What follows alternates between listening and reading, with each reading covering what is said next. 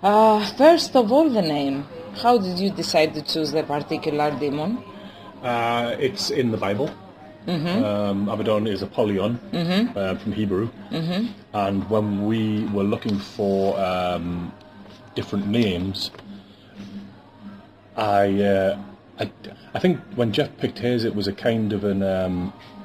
Simonster. Yeah. Simonster. Yeah, and it was a kind of a bastardization of that, whereas Abaddon was already this strong character from this old book. Yes. So why not?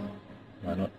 Okay, and I can understand Abaddon, but why fucking and why can't? When we played at Staten Island with Metallica, the drum kit was really big, and the drum riser was very high. And I understand now that the job to set it all up was a hard job, and I only had one roadie at the time. So all the equipment had to go up under the drum kit, up under the drum riser, and it had to all be set up. So when you have to understand, when I come to play, I don't come around the front, I don't look at the front, I only come from backstage and come on, so I didn't see the front drum heads, the drum skins. So on the two front drum skins, the crowd was fucking and cunt, meaning that that's what I was, because I made his job so difficult. Who wrote it? Gordon, my drum roller. He changed the drum heads, front drum heads, and one wrote. So if you look at very old photographs, you can see fucking on one cunt on the other. And it was funny because I'm playing and I can't see it, but all the crowd can see it. Yes. So I didn't see it till afterwards. I didn't know that. Very interesting. Okay, let's get back to the 80s. How did you begin in the all evil start? You know, we were all really interested in that. There wasn't anything else. It's funny because Conrad's background was he liked Bowie, he liked Kate Bush. He didn't like necessarily sort of Black Sabbath and Alice Cooper and Kiss. Jeff liked Kiss. Kiss was comic book, it wasn't evil. But it had Gene Simmons kind of thing, I guess. But when my thing was Deep Purple. But when we all came together, for some reason, that was the thing we wanted to do more than anything. And we all agreed straight away. It was going to be louder, faster, heavier, more dark, more evil. And because at the time Clive was the singer, Clive was influenced very much by Alice Cooper. Yes. So the people often say like Venom was a mixture of Motorhead and Judas Priest and Kiss. It wasn't really. Those lighter type of bands were bands that we all kind of aspired to and we all listened to, but we didn't take any of that into the group. Not really. The group was very dark and very heavy right from the beginning, right from the very first rehearsal. It was darker. It was more heavy. When I first went to rehearsal at the church that you went to with Jeff already had guitar players, and I was setting the drum kit up, and Jeff was playing riffs like Judas Priest or something, and his amp was on one. Only one. So I started playing, and instantly, the bass player, Jeff, the other guitar player went, "Oh fuck, 10." It's like, you're not going to hear yourself if you don't, because I'm not going to play. I can't play quietly. I can't play nice. I can only go crazy. So if you want to hear yourself, you're going to have to turn it up. So then you get much darker guitar sounds, much heavier guitar sounds, feedback, squealing, screaming, and that became its own influence. The way we played together, that's how we sounded. When we used to rehearse, Satan and Avenger used to rehearse in the same building as us. And if we turned up on a Saturday or a Sunday morning to bring the equipment in, they used to just go home. They'd say, there's no point renting the rooms because we won't hear ourselves. If Venom's 2 doors away, you're not going to hear the rehearsal. It's a waste of money. So they used to see us and go, oh, forget it. Put the gear back in the car, go home. So what we used to do was we used to share a place with Raven, and we could only afford to go there at night time. So I used to work, I had a day job, and we used to go at like midnight or something and rehearse till like 4 a.m, and then go home. Then I had to have like 2 hours sleep, then I had to go back to work again. So I had to go to work Difficult for 7. situation. Yeah, but worth it. Yeah. You know, Jeff didn't work. Conrad didn't work. Only you. Conrad did little bits of like neat records, like making tea on a Sunday. Jeff had a job in a petrol station or something, like part-time. So but my job was like an apprenticeship. It's when you do like 4 years training Yes. for a job. Yes. And then you go into that job. It was electrical engineering. So then it's very difficult to get out of that job because it's not like a week's training or two weeks training. It's 4 years of proper apprenticeship. So when I used to turn up late, instead of just sacking me straight away, they would say, you're going to be in trouble, but you still work here. I didn't get the sack. I used to go away on tours and just stay away from work for like 2 weeks or 3 weeks, and I still didn't get the sack. So, but there was a lot to learn, a lot to lose for me. So I had to give that up when the band was full time. But that's how the band got together, and that's how I knew it had to be a big commitment right at the beginning.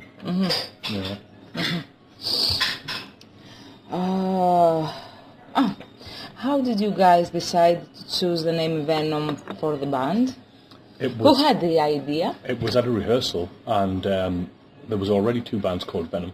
I didn't know that. Yeah, there was 2 bands. One was a punk band, and one was a band like... From England? Yeah. And one was a band like Motley Crue type of thing. They changed their name to Silverwing. If you look, New Wave of British Heavy Metal. Yes. Put in Silverwing. Silverwing, yeah. They used to be called Venom. And they had a record out before us. But we were rehearsing, and this guy, when we used to rehearse in the church, we used to rehearse in a school as well, and lots of people used to come and just sit through rehearsal. So we'd have like 30 people would come and just sit on the floor, and they'd all smoke dope and blah blah blah, and we would rehearse. So this guy turned up to rehearsals, a biker guy, big biker guy, and he said, "What's the band called?" And we said, "We don't have a name." And he said, "Call it Venom." And we were like, "It's okay." And then somebody said, "Oh, there's already a Venom." And we were like, "No." So then we went and did the first demo, and we had to call it something. And Malcolm Dome, do you know Malcolm Dome? No. Kerrang magazine. And Malcolm did a review of the 3 tracks, and Jeff Barton did it as well for Sounds magazine. And they both said the other bands called Venom need to give up now and call themselves something else because this is Venom. And we went, that sounds quite good now. Now it fits. Yes. So it was a mixture of... The guy who suggested it was a biker who just came along. Yes. He suggested it, and we didn't... That was before Conrad, a long time before Conrad. That was just me and Jeff and Clive. Eric was a roadie. Eric Cook was a roadie. And it only stuck because when we did the demo we had to have a name. And because the 2 people from the magazine got behind it and said, "That's Venom," we went, "Okay, it is, that's it." And then Welcome to Hell was very quickly behind that. Sorry, In League with Satan was very quickly behind that. Then Welcome to Hell was very quickly after that. So it was a very short space of time, and it was like bang, bang, bang, bang, bang. Yes. Other bands didn't have a chance, just because of the way things were rolling. Yes. So. Okay. The demonology theme that today's bands use in something common in our days, but the beginning of the 80s was so extreme. So why did you choose this path? There were a lot of books written, and there was a lot of source material, so material where we could get lyrics and lyrical ideas. So once you start looking into that, there's a lot of material. You've got to remember this was a long time before there was any internet. This is you've got to remember before the internet, before Google, before anything like that. You had to go out, buy a book, pick it up and read it. Yes. So you had a hard copy. It wasn't. I think bands now get into something and they do like a little bit of research online. But because you're not physically putting on a coat, going out in the rain, going to a library or a bookstore, searching through all these old books and finding something, that makes it more precious. That makes you get into it more. So I think that was the difference. You know, it wasn't easy to do it. So when you did it the best you could. You know. Okay. Which is your favorite Venom record? And what's the thing that makes it so special to your ears? Probably nobody's going to like this, but my favorite is Primeval.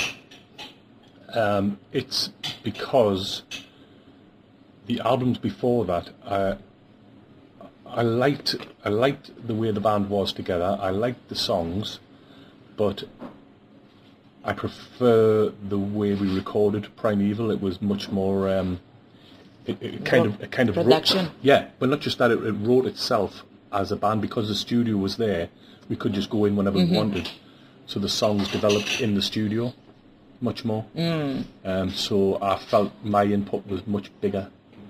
And I like the production and I like the sound of it. Yes. You know, the way it sounds. It sounds like a big boys album. Clear. You know? Clear, yeah. When did the problems between you two guys start? Between the three of us? Three, yeah. Sorry. It started when we were recording, I think, Possessed. We had a big stately home, like a big huge house that we rented the whole place. And we had a mobile outside, a mobile recording studio, which was in a big van outside, and all the wires outside. came in. Yeah. And all the food was lovely and blah, blah, blah, blah, blah. And this was where I was aiming towards. This is where I wanted to be, living this kind of lifestyle and recording like this, blah, blah, blah. And just one day out of the blue, Jeff just said, you know, I think I'm going to leave. And I was like, why? He said, I don't like this type of music, I never have. And that's why when he came out with the stuff he did, the Mantis album was very melodic. That was what Jeff wanted to do. Yes. When you go back a few questions and you ask about the evil thing and that at the time Jeff did mean that. Jeff wanted to be part of that dark image. But as he did it and as he created it, he very much realised that it wasn't what he wanted to do. He wanted to do more melodic stuff, more solos, more keyboards, more harmony vocals, more female vocals, better drummers, better bass players. And he wanted to showcase the way he was playing. And what I tried. And it was the outfit also. I saw everything. the video clip. Yeah, everything. Different, totally different. Yeah. So I tried to explain to him. It's very difficult when you're part of something. It's very easy to sit outside of that and look at it and say that it's good. When you're in it and you don't enjoy it, it's like a bad marriage. When you don't enjoy it and you're in it, you can't breathe. And you feel you want to be outside of it. And so when Jeff was saying this, I was saying, you have to understand that you've created something, and I've created something, and we are now this thing. We can move about a little bit with the sounds and with the imagery. But if you want to do something completely different, then, you need to do it by yourself. But I said, why don't you just do like a solo album, and then still be in Venom, but do a Mantis thing, and then Kronos can do a Kronos thing, and I can do an Abaddon thing, blah, blah, blah. And then you get rid of all those riffs, all that imagery, all those logos, all those photographs, blah, blah, blah, come back to Venom and be some tattooed guy and with shaved head. Yeah, and just be this crazy guy that's... You can be both things, you don't have to be just... And because of the way Jeff is, I couldn't convince him. I tried to convince him, but I couldn't convince him. And it was, Conrad's always been the calm before the storm. It's very melodic. Yeah. It's not like the old stuff. No, that again is partly my fault because I was friends with Jim Clare. Oh yeah. So I got Jim into the band, and I had a girlfriend in America who ran an agency, and she had Mike Hickey on her agency books. So I got Mike in and I got Jim in. Now Conrad, if you go back again, when I said that Conrad was influenced by like Kate Bush and this sort of thing and Bowie, he was also at the time really into Van Halen. Oh. So I get this American guy in who's all twiddly, twiddly, twiddly, twiddly, twiddly. And I got Jim in who's a more bluesy guitar player. So that's why it got like that. That's why it's almost like a Van Halen album. It's not, but that's why it got so like that. It's my fault. Yeah. No, yeah. I mean, Conrad wanted to sound like that, and I think the Kronos albums sound like exactly. Control Storm. Yeah, exactly. But especially Dancing in the Fire. Yeah, but like I say, that was my fault because I introduced Conrad to these two guys. So that's my fault. So I couldn't keep Jeff in, and I got the two wrong people. two. Did you ever become real friends with the other two? At the beginning, yeah. Conrad, like we used to say, brother in arms, something like that. Yeah. It was mainly because you'll understand this. Around the time every band that came out was not famous, but was got a record deal. Yes. So Persian Risk, Tigers, blah blah, blah Raven, White Spirit, White Fist, blah blah, and everybody in the Northeast had a deal, and they were all good musicians. And we weren't good. We were original and different, and that breeds a lot of jealousy. It breeds a lot of like contempt. The only people that I believe I remember hearing, because we were in the studio, and in the studio you can hear people speaking in the control room. Yes. So sometimes you can switch something on and you can hear. Yes. And Fist, when Fist, yes. they were in the control room, we were playing in the next door room. When we stopped, we could hear them speaking, and one of them were like, somebody said, I've never fucking heard anything like that. Never heard a band ever as heavy as that. I don't get it. I don't understand Do it. you remember the song? Oh, well, I don't know. Maybe like Die Hard time. So, and I always thought that Fist were like a really good, really heavy band because they're similar to Deep Purple. Yes. Yeah, yes. Yeah. So I liked Fist. So yes, to hear them saying that, I was like, that's a good thing. That's a really good thing, But everybody else just disliked Venom so much. So that made the camaraderie between the three of us really strong because it was like, fuck you. And it should have kept us together really, because it was us against the world. And if you listen to early interviews with Conrad, he says that on the Combat interview. Reunion. Yeah. He talks about the strength of Venom being three people together. Yes. Blah blah blah blah blah. But then, because of what's happened since then, it obviously doesn't mean that. People change, I think. Change? Yeah. Okay. What was the main reason that you guys argued about?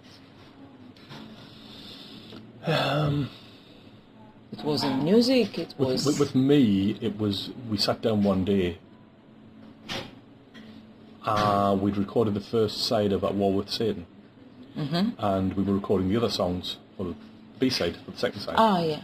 And we sat down like this in a cafe at lunchtime in Wall's End, and they said, "Okay, we've had a meeting, and what we've decided is that you're not going to be on the songwriting credits anymore."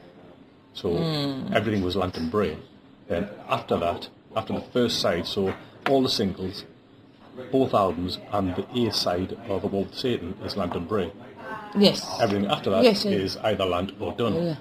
That's where all the fighting started. Because everything up to then, if you talk to, obviously you do, if you talk to old fans, they always talk about they always talk about those albums and those singles, and then they start disagreeing about Possessed. Vila likes Possessed, he loves it. Most people don't like it. Most people don't like Calling for the Storm. The next thing after those albums and those singles is Cast in Stone. Yes, I agree totally with you. So that was what that day. It was like I went out of the meeting thinking that like it was just time to throw the drums in the river and give up. No point doing any more, because that I've always believed that you're part of a team, and that whatever you add to the team, if people are buying it and people think it's good, you're adding something important. you're adding a third, and that just one person writing the song would be better if my input was wholehearted. Jeff used to come in after that and say, okay, I want the drums to go bum-ch, bum-ch, and he'd do this, and I'd be like, fucking you do it. You don't need me. I wouldn't do that. I would do something different. And when I spoke to Anton a little while ago, and he said, you know, the very first thing anybody ever heard of Venom was your drums on A League with Satan. And it's tribal, and it's very, very basic, and it's not what any drummer would play. He said, if Jeff came with the riff for In League with Satan to me, I would have just played straight through. He says, you're playing all toms and everything, and I was like, because that's all I understood. That was from the heart. I didn't know about snare drums or something, or a basic. I only knew that here's a big drum kit. Let's just get a rhythm going, and that's what turned into that. And he said this to Jeff, like in an argument. He said that, you know, Tony's input in Venom is huge, and you should have kept it like that. You should have kept it as the three of you, and then agreed to argue, agreed to disagree, but you would have at least still been three people.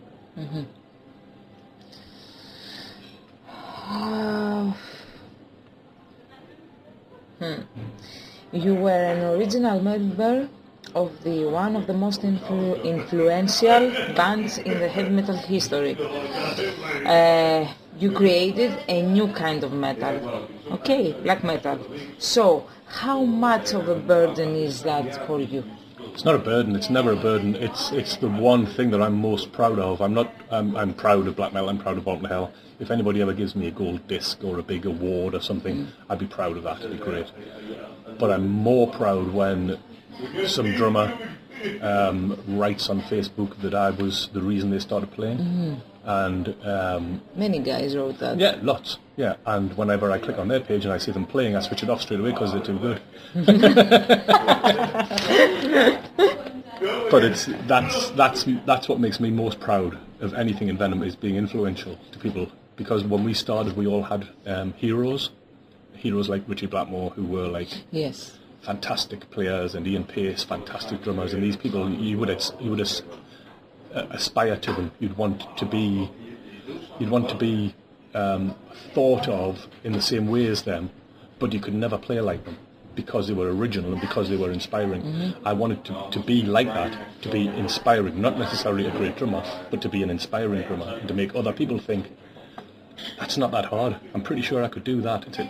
Get a drum kit, get some shitty sticks, you can do it.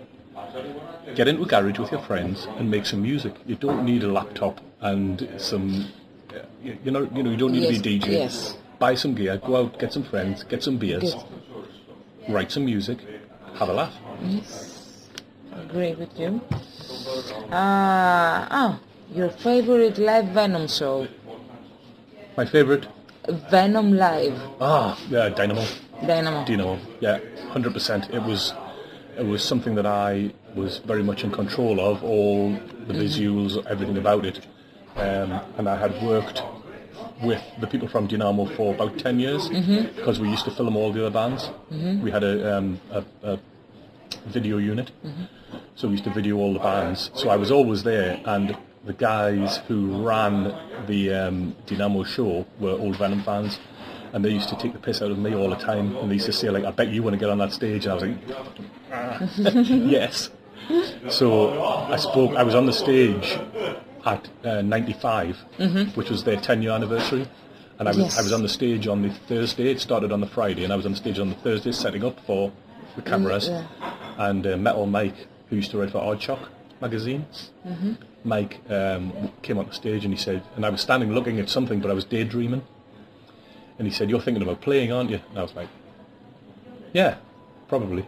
And then the next year we did play, and it's like some sort of fairy tale, you know. And it didn't. It had to happen after a reunion, and it had to happen after a lot of years. But if you take periods out of our history, it was what would have been next. You know, those sort of size gigs, Wild Rock, the one in Athens, they would have been the type of gigs that we would have been playing, and that we wanted to aspire to. How do you decide to play in Athens? As a second, third? point? Very easy, very easy. I convinced Jeff and Conrad that we had to play for the Greek people, because when I went with Skyclad, the reaction to me personally, and I didn't play anything, I just turned up, and the reaction to me from the crowd was huge. The crowd actually responded like as if it was a gig, and I just walked through the crowd till I go backstage, and I didn't have a drum kit or anything. I just was there, and when we got back together, I said, we've got to play the Dynamo, and we've got to play in Greece, and it'll be huge, and the people are just so intense. It's going to be fucking crazy. It's going to be just over the top. And when we got to the airport late that night, and the airport was just full of people, I was like, I told you exactly what it was going to be like. No comments. I don't think you were even born. You're too young. No, I'm not so young. Come on.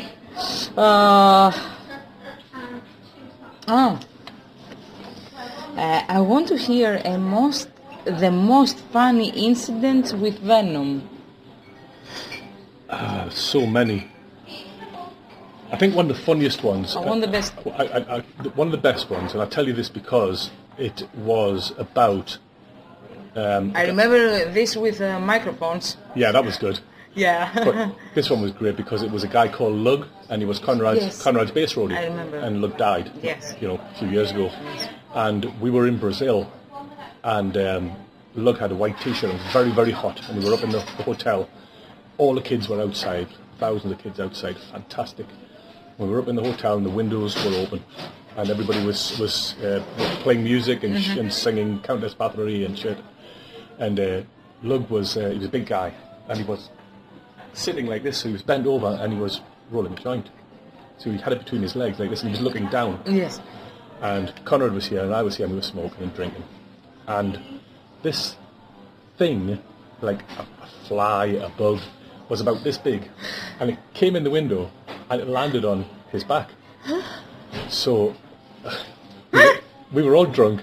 We didn't know what it was, but we were frightened because everything there is going to be poisonous or so huge. And it was only a fly or something, but it was massive, like a mosquito or something.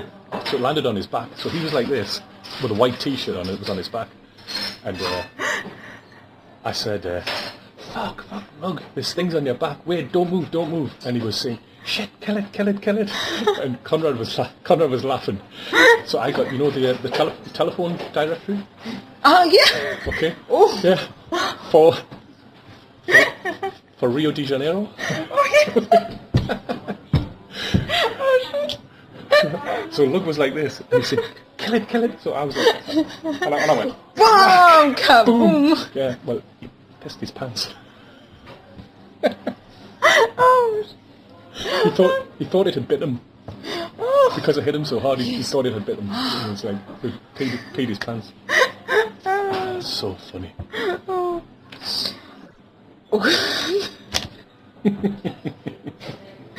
Okay.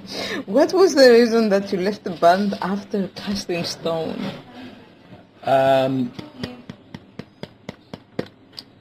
I had a meeting with Jeff and Eric, and we'd I can't even remember what it was that was so annoying, but something Conrad had done had annoyed us to a point where me and Eric and Jeff went to a hotel in Newcastle, and we sat down, had coffees, and we said, look, we got to sack him. We're working together again. We can get another singer. Might have been Dole, might have been somebody else, and we can carry on.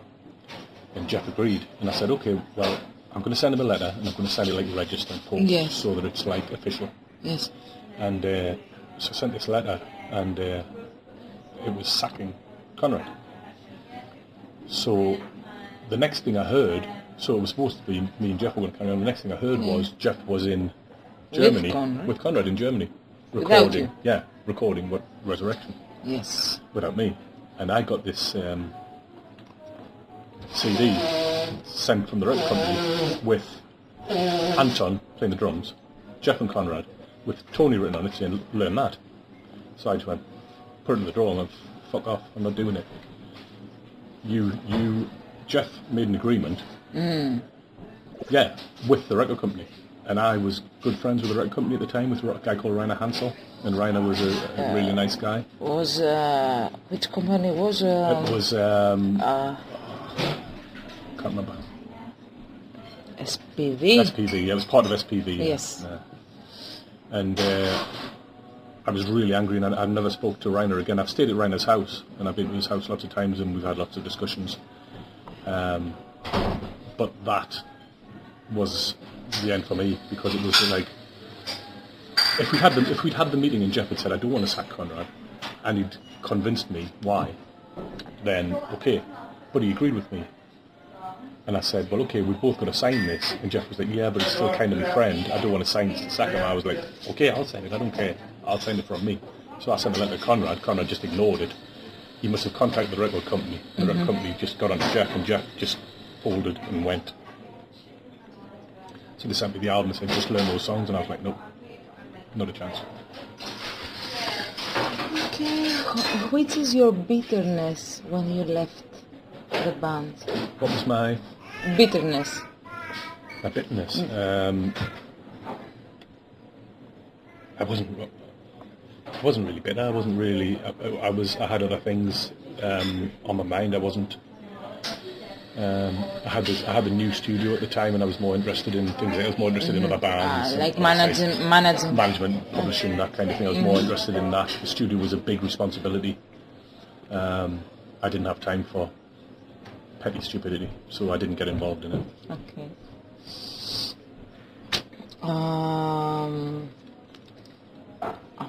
Tell me your opinion about the reunion of the original lineup. Do you believe that it would work out nowadays?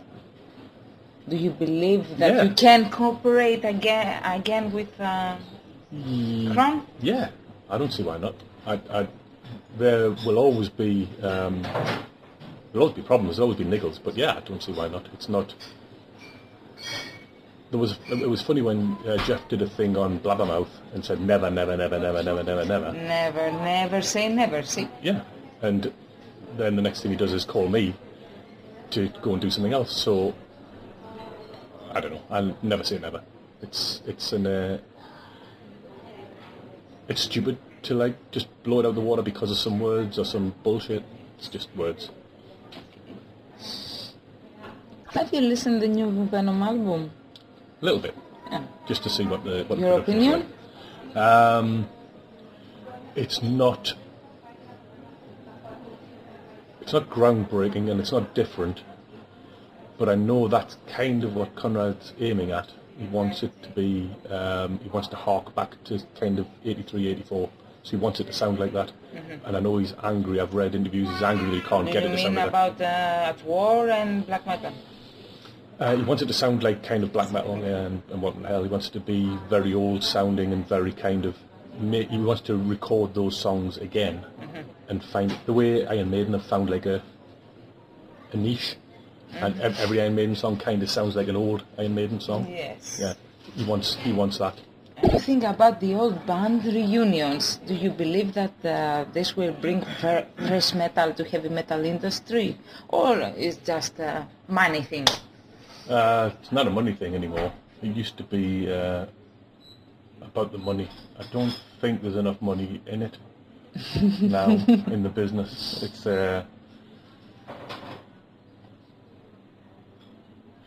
yeah. I mean, it could do. I mean, the bands that were good enough to have a career and to forge a career. Why can't they write good music again? You know, it's possible.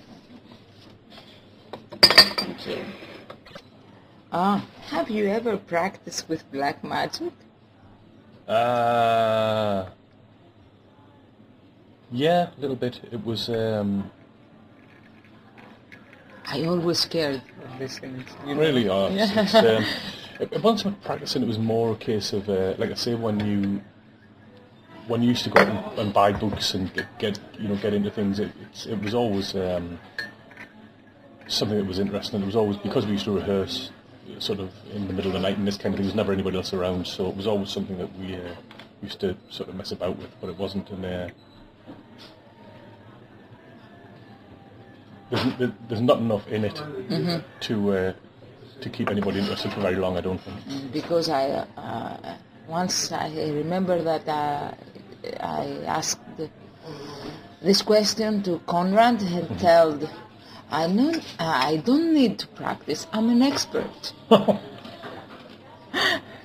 Okay. If you are a Satanist, you must believe in God, do you? No. No. No? No. I believe personally that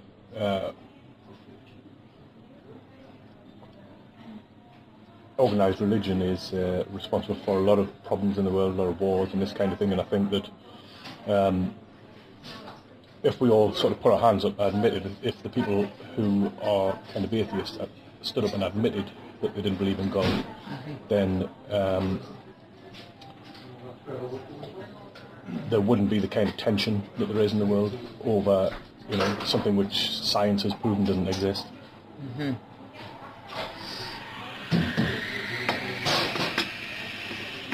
The most extreme thing that you ever did? No, I got married. I got married. Come on, this is not extreme. What's the extreme thing? Think. Think.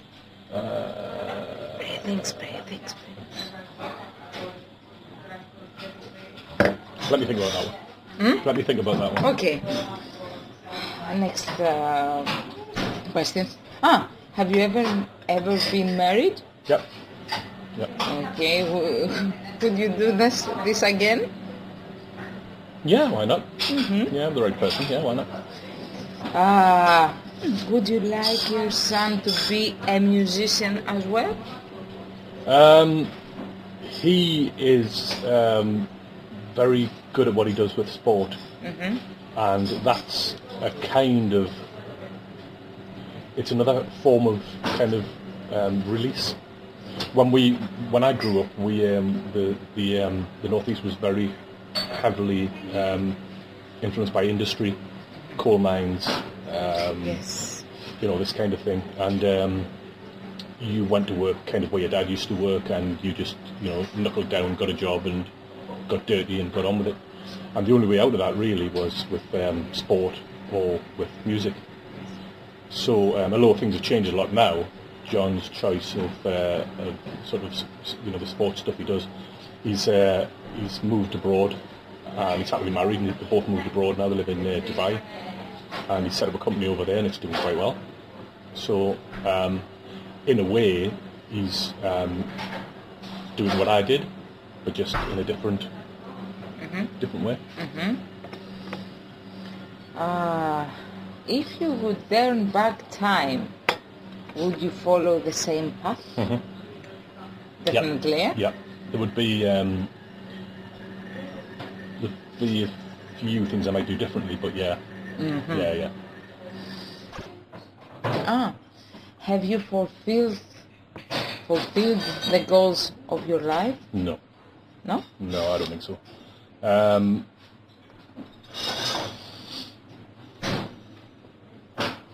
I'm always amazed how, I'm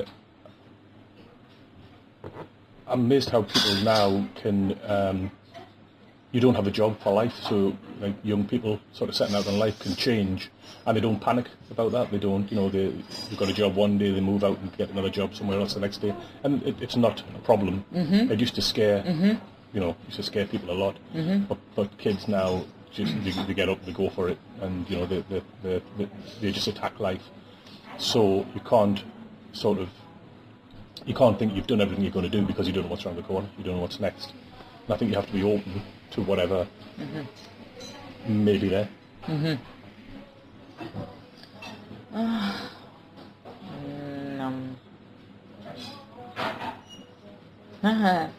Which is the most serious matter that you have done and regret it? Most serious matter? Serious. Most serious matter that I've done and regret it? Yeah.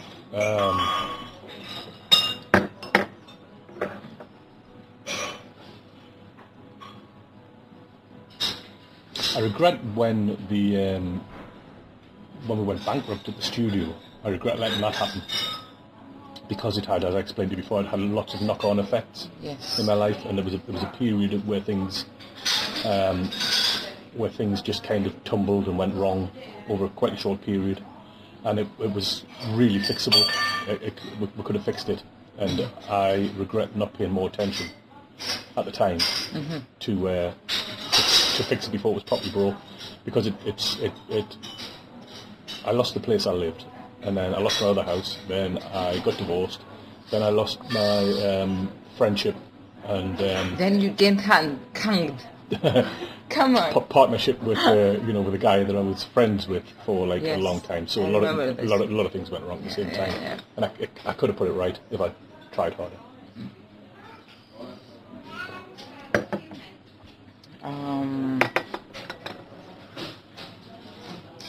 Have you ever been scared to death about something? Yeah. Scared to death. I don't know about scared. I was... When I was 14, we used to play on the train lines. So we used to go and jump on the trains, and trains that were carrying coal and this kind of thing. And my friend fell off. We jumped on, it was raining one night, my friend fell off and fell under the train and lost his leg. And there was the two of us on the thing together. And I was only 14 at the time, I think he was 16. And I kind of grabbed him and jumped off, but it had already gone over his leg and cut his leg off.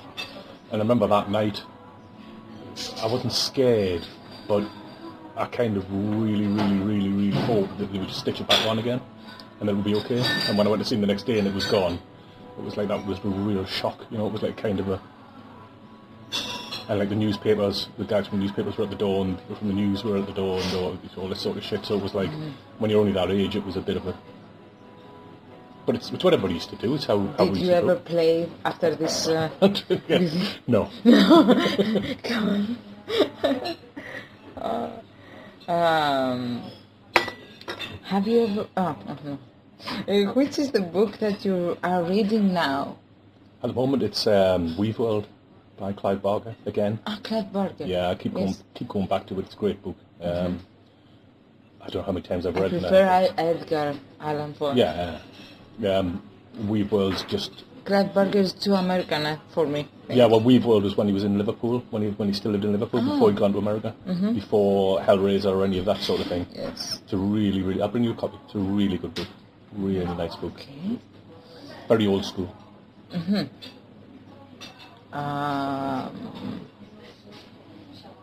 Favorite band? Deep Purple. Yes. Favorite food?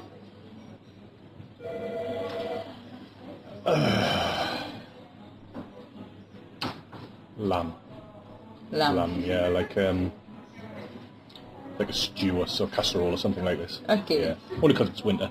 Okay. Tea or coffee? Tea, normally. Tea, yeah. Yes. You're an Englishman, so... normally okay. tea. Okay.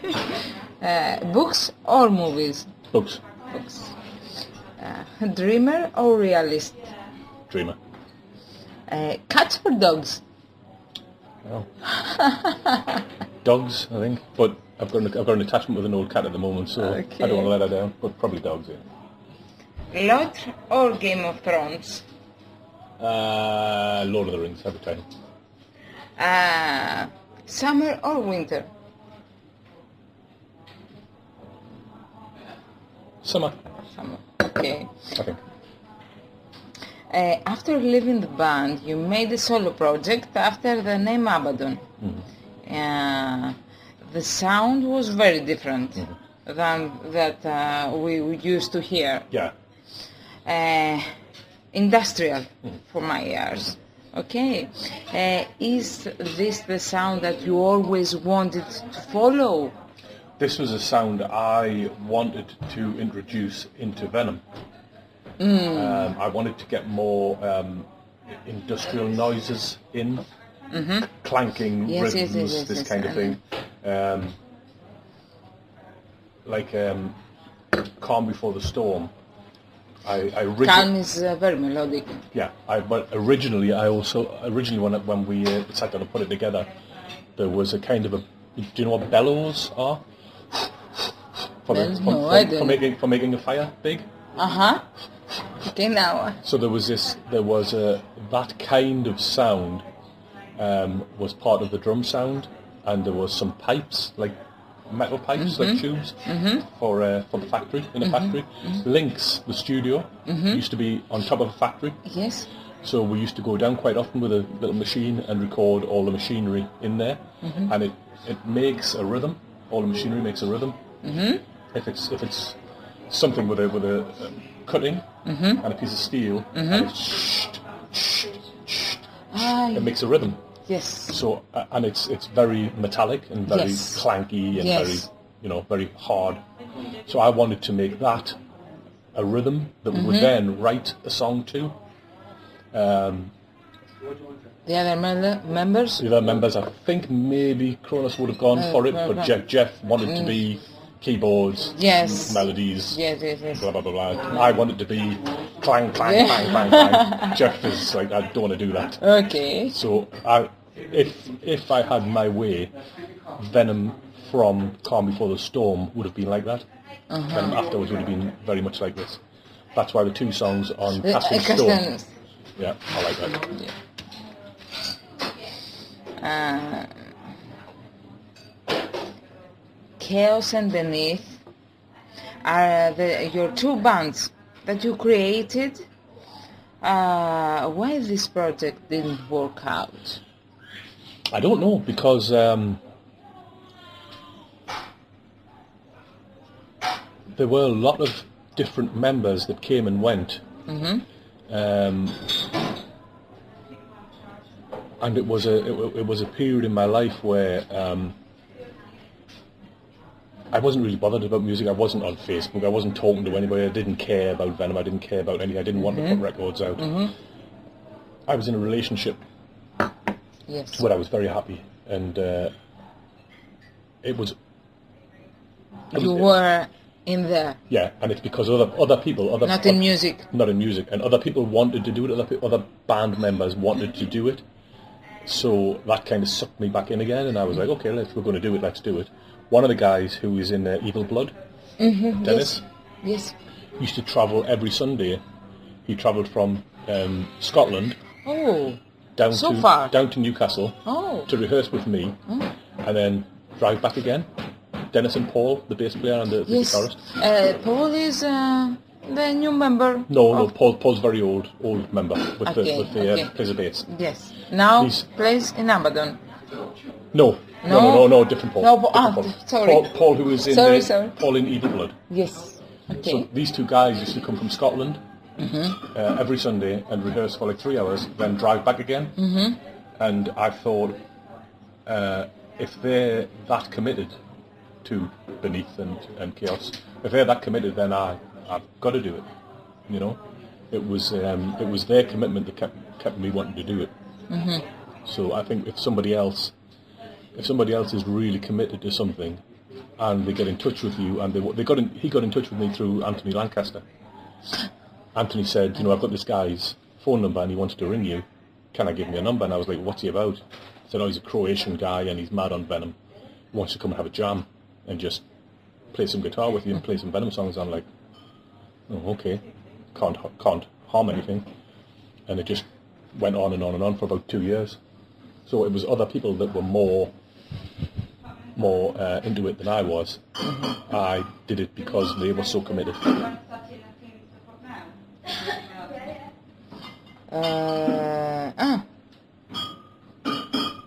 And we are coming to the present. New lineup, a new upcoming record. Yeah. Some details, please.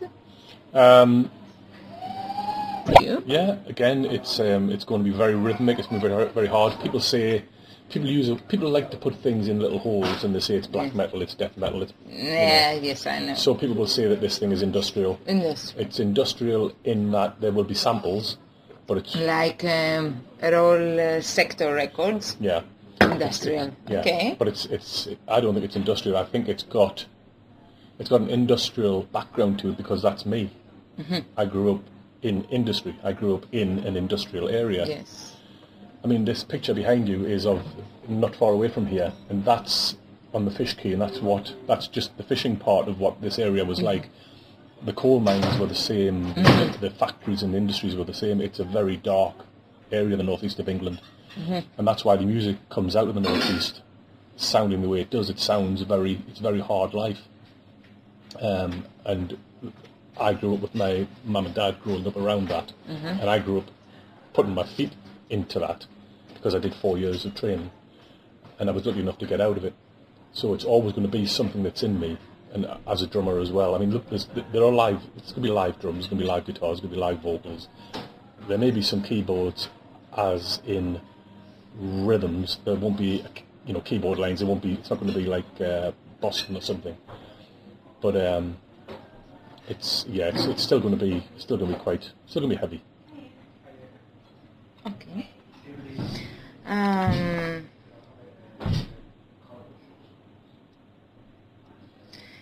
The new album will follow the paths of Legion's album in sound. It's going to be better production-wise, and that's mainly because of Steve, the bass player, singer. Because Steve he's a fantastic engineer, and he teaches at one of our big universities. He teaches music production. Oh, I didn't know that. He's very high up. He actually marks other universities' kids. He does the marking on the stuff, and his approach to my music is completely different to the way I would have done it. It's much more polished. It's much more. Yes, I know what you mean by polished. Polished, much better production. Okay. Much better, sound. Okay. Tell me a quote that's following you for all your life. Tell me what? A quote. A quote from me? Yes. Yeah, I've only got one quote that I've always stood by, and that is, do the best you can with what you've got. Okay. And the message to your fans? Come on, Ray. Come on, Ray. Come on. To the fans, just keep it real. Keep it real. Keep it real.